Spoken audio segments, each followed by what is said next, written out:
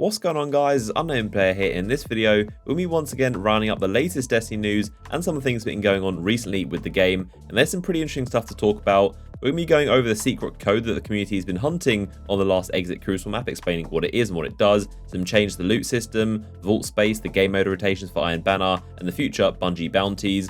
So firstly, let's talk about the secret hidden code on the last Exit map and exactly what's going on with it.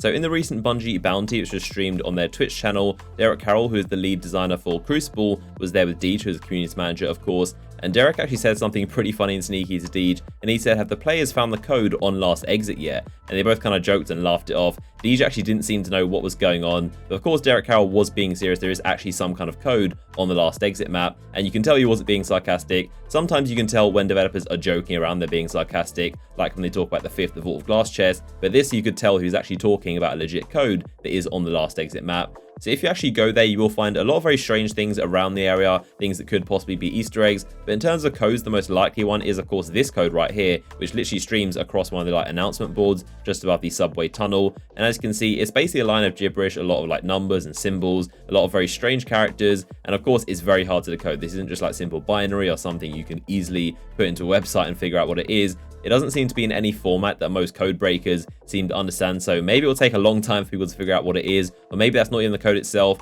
There are a lot of other things that go on around this map that are pretty strange. You might notice that when you step into the actual train carriages, the actual advertisement banners actually light up and they kind of buzz. They make a loud noise, they're very strange, so maybe the colors of them and the actual timings of them have something to do with the actual code. Also, this map right here is pretty interesting. It's a very strange diagram, so maybe that could be to something.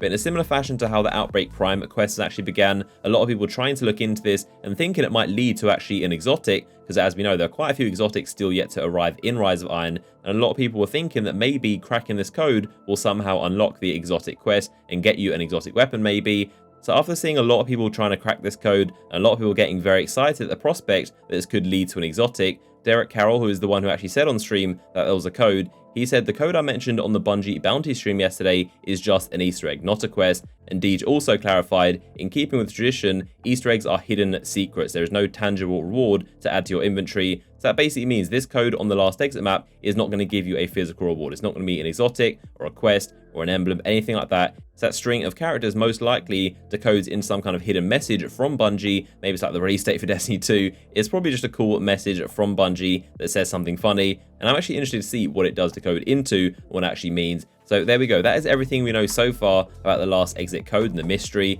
And when we do find out what it actually means, I'll be sure to let you guys know in a video. So the next thing I want to talk about is an improvement to the actual loot system. Bungie actually tweeted out that the blog post is going to go live tomorrow on Friday, and they gave us an image of what the blog is going to be about. So in this image, we can actually see quite a lot of info about what to expect in this announcement. So if you don't know, the Bungie weekly blog post, they always include a relevant image as the actual banner, as you can see right here, which completely relates to the actual blog post and what's inside it. So from this, we can assume they're going to actually announce those changes to the loot system they said they were looking into in one of the previous weekly blog posts. So they said initially, we're looking into the way Destiny Rise of Iron rewards completion of activities with items that will increase your light.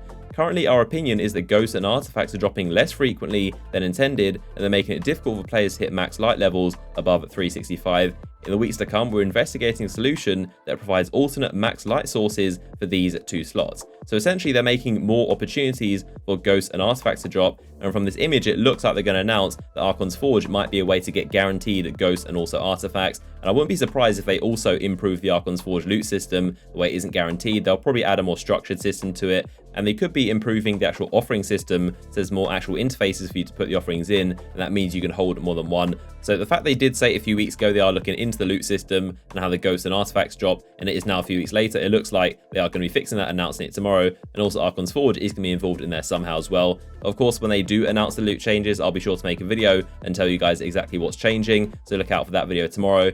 So the next thing I want to talk about is actually vault space, which unfortunately Bungie still haven't said anything about. And a lot of people have forgotten that Bungie did promise a solution to storage issues. They said numerous times around Gamescom that the live team will be working on a solution shortly after launch of Rise of Iron, so it should be very soon. And I'm thinking they're probably going to add it right before or with the Festival of the Lost Halloween event at the end of this month. If you think about it, we're going to get a bunch of new masks and items, and obviously we need more vault space to accompany that and store all the masks we're going to have. A lot of people want to collect all of them, so I would almost guarantee they add more vault space either before or with the Festival of the Lost update, because we need somewhere to put all those masks, and it's definitely going to be a problem if people are trying to collect the masks and they've still got no vault space to put them in.